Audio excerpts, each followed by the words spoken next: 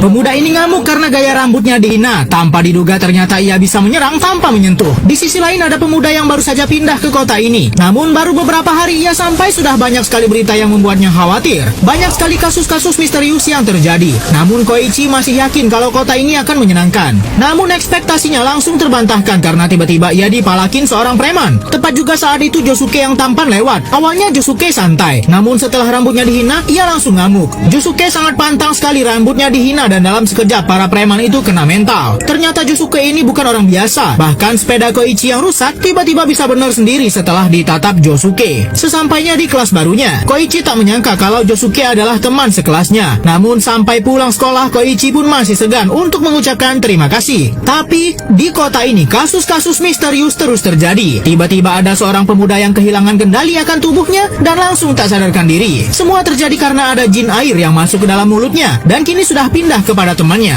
Abang gondrong ini pun tampak kehilangan kesadaran dan menyerang petugas supermarket. Peristiwa ini terlihat oleh Josuke. Ia mencoba menghentikan abang gondrong yang kerasukan jin air. Lalu Josuke mengeluarkan khodamnya untuk memasukkan pisau yang dibawa abang gondrong ke dalam tubuh orang itu. Wah, kok bisa ya? Jin air yang merasuki orang ini pun langsung keluar dan hanya Josuke yang bisa melihatnya. Semua orang di sana tidak tahu apa yang sebenarnya terjadi. Bahkan kakek Josuke pun sangat marah karena perbuatan Josuke melawan orang bersenjata. Keluarganya sendiri pun tak mengetahui kekuatan terpendam yang dimiliki Josuke. Pemuda ini mengeluarkan khodam di dalam tubuhnya untuk menyerang orang yang sudah menghina model rambutnya.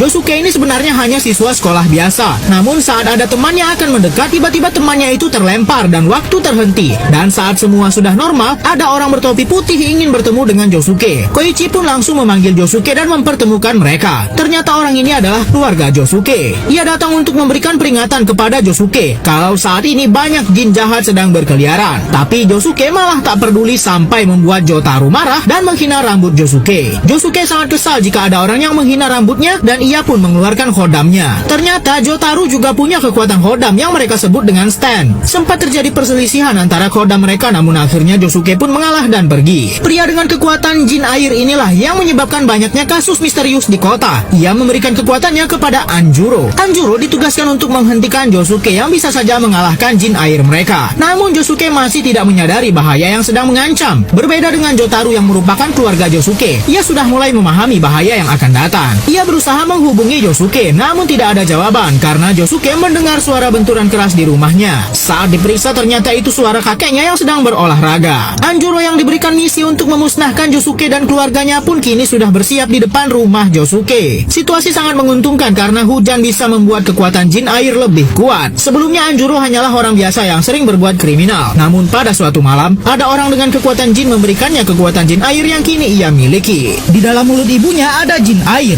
Josuke yang menyadari itu pun langsung mengeluarkan khodamnya untuk menangkap jin air yang masuk ke dalam tubuh ibunya itu. Josuke tidak mau memberitahukan kepada ibunya apa yang terjadi karena tidak ingin membuat khawatir. Setelah itu barulah Josuke membuat jin air itu menampakkan dirinya. Saat jin itu digoncang-goncang, pemiliknya juga ikut terlempar-lempar di luar rumah Josuke. Di dalam mulut ibunya ada jin air. Josuke yang menyadari itu pun langsung mengeluarkan khodamnya untuk menangkap jin air yang masuk ke dalam tubuh ibunya itu. Josuke tidak mau memberitahukan kepada ibunya apa yang terjadi karena tidak ingin membuat khawatir. Setelah itu barulah Josuke membuat jin air itu menampakkan dirinya. Saat jin itu digoncang-goncang, pemiliknya juga ikut terlempar-lempar di luar rumah Josuke. Saat kakeknya pulang, Josuke menyiapkan air panas untuk mandi. Namun ia menaruh sembarangan jin air yang baru saja ia tangkap. Jin air itu merubah wujudnya menjadi minuman kesukaan kakeknya. Setelah jin air dibawa pergi oleh sang kakek, barulah Josuke sadar dan saat ia melihat ke kamar kakeknya, ternyata tubuh sang kakek sudah penuh dengan luka. Tepat saat itu juga saudaranya datang, yaitu Jotaro. Namun kondisi rumah Josuke sudah sangat kacau dibuat jin air yang menyerang mereka. Jotaro langsung mengeluarkan khodamnya saat ia melihat jin air akan menyerang. Khodam miliknya bisa membuat waktu berhenti dan Josuke pun selamat dari serangan jin air. Serangan Jotaro pun membuat jin air ini kapok dan kena mental lalu pergi. Tapi kondisi belum aman karena ada air di mana-mana yang bisa menjadi tempat bersembunyi jin air tadi. Ditambah lagi ada uap dari air yang mendidih dan itu bisa membuat mereka bahaya. Josuke pun menggunakan kekuatan miliknya untuk berpindah ruangan. Namun ternyata di kamar ini ada mesin uap air juga dan jin air itu sudah bersembunyi di sini lalu masuk ke dalam perut Josuke. Namun ternyata Josuke sangat cerdas. Ia sengaja memancing jin itu masuk ke dalam perutnya karena ia sudah menelan sebuah sarung tangan karet dan mengurung jin air itu saat berada di dalam perutnya. Josuke pun juga berhasil menemukan orang yang sudah mengirim jin air ke rumahnya dan langsung menghukumnya. Josuke berusaha menyembuhkan kakeknya yang baru saja diserang oleh jin air. Namun sayang, walaupun luka yang dialami sang kakek bisa disembuhkan, tapi kekuatan Josuke tidak bisa mengembalikan nyawa yang sudah hilang. Kakeknya pun sudah tak terselamatkan lagi, dan saat pemakamannya, Josuke melihat orang yang menjadi dalang penyerangan ke rumahnya ada di dekat makam kakeknya, dan Josuke pun mengikutinya. Namun Josuke tidak sendiri, ada temannya ikut bersamanya, dan sampailah mereka di sebuah rumah kosong. Namun tiba-tiba ada yang menyerang Koichi dan ia tertembak sebuah panah. Ada dua bersaudara yang sudah menunggu mereka, dan Josuke langsung mengeluarkan hodamnya untuk menyerang salah satu dari mereka. Namun ternyata musuh yang dihadapi Josuke adalah pemilik hodam juga. Josuke sadar kalau kekuatan hodam musuh ada di tangan kanannya dan langsung fokus menyerang di sana. Pemuda ini mempunyai hodam yang sangat kuat di tangan kanannya. Josuke pun sempat kesulitan untuk melawannya, apalagi musuhnya bisa berteleportasi. Namun karena terlalu bersemangat, ia malah salah perhitungan sampai melukai diri sendiri. Josuke pun tidak melanjutkan pertarungan karena dia sadar temannya sudah dibawa pergi oleh musuh mereka satu lagi. Ternyata teman Josuke sudah terkena panah yang bisa memberikan hodam baru untuk seseorang. Namun karena teman Josuke tidak cukup kuat, ia malah hampir kehilangan kesadarannya. Musuh yang baru saja dihadapi Josuke tadi pun kembali, dan ia malah terkena jebakan yang sudah mereka persiapkan sendiri. Benar-benar sangat ceroboh. Namun entah mengapa Josuke malah menyelamatkan musuhnya dan memulihkan semua luka pemuda ini dengan hodam miliknya. Barulah setelah itu Josuke akan menghadapi musuh utama mereka, yaitu kakak dari pemuda ini. Josuke malah menyelamatkan musuhnya dan memulihkan semua luka pemuda ini dengan hodam miliknya. Barulah setelah itu Josuke akan menghadapi musuh utama mereka, yaitu kakak dari pemuda ini.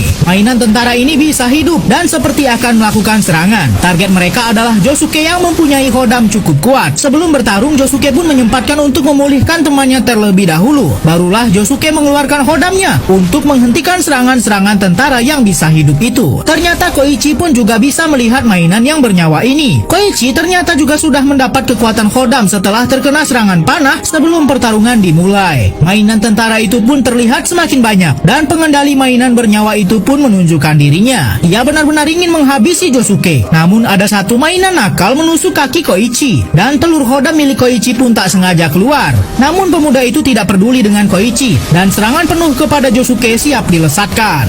Pemuda ini pun mengeluarkan telur hodam miliknya. Namun saat sudah menetas, tampak hodam cilik ini masih belum bisa melakukan apa-apa. Temannya Josuke sebelumnya sudah mencoba menghentikan pemuda yang bisa menghidupkan mainan-mainan tentara dengan hodam miliknya. Namun karena serangan tentara ini terlalu bertubi-tubi, hodamnya pun tak kuat dan Josuke pun sudah terluka cukup parah. Hal inilah yang membuat amarah Koichi terpancing dan akhirnya telur hodamnya menetas. Namun sayang karena hodamnya baru lahir sehingga belum bisa berbuat banyak. Tapi Josuke belum menyerah. Ia punya rencana. Ternyata Josuke menggunakan kekuatan pemulihan miliknya dan rudal-rudal yang sudah ditembakkan kepadanya kembali utuh. Josuke pun mengembalikan serangan rudal itu kepada pemiliknya sendiri. Ternyata rencana Josuke pun berjalan mulus dan mainan bernyawa milik musuhnya berhasil dimusnahkan. Setelah mainan tentara bernyawa dimusnahkan dan Josuke akan pergi dari tempat yang mengerikan ini, mereka seperti mendengar ada suara gemuruh di atas sana. Karena Josuke sudah penuh luka, maka Koichi yang akan memeriksanya. Namun betapa kagetnya mereka saat melihat ada sosok monster menarik kaki Koichi. Untung saja Josuke cepat menolong. Mereka mengira awalnya makhluk ini adalah kodam milik seseorang. Namun musuh yang baru saja Josuke kalahkan juga ada di sana. Pemuda ini pun mengatakan kalau monster itu adalah makhluk hidup asli dan monster itu adalah ayahnya. Ternyata pemuda ini menggunakan panahnya selama ini untuk mencari orang yang bisa membangkitkan kodam untuk memusnahkan ayah monsternya.